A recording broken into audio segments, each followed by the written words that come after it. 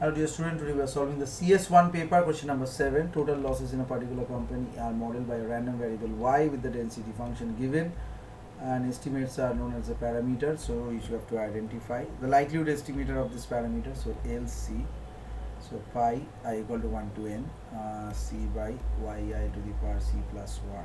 So Cn pi 1 by yi to the power c plus 1. So LC here n log c plus 1 summation of log of yi corresponding to this.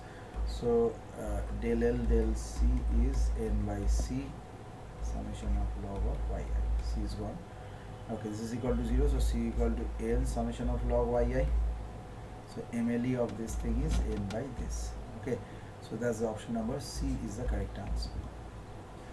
Analyze this, determine the positive distribution of C in the parameter. So prior to the distribution, f of C is varies as c to the power a minus 1 and e to the power minus bc.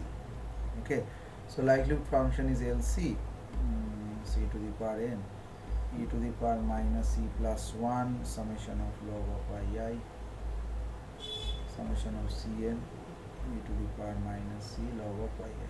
Okay, so the posterior distribution is given as, this is the PC summation this a minus 1, e to the power minus bc Cn, e to the power minus c summation of log of yi.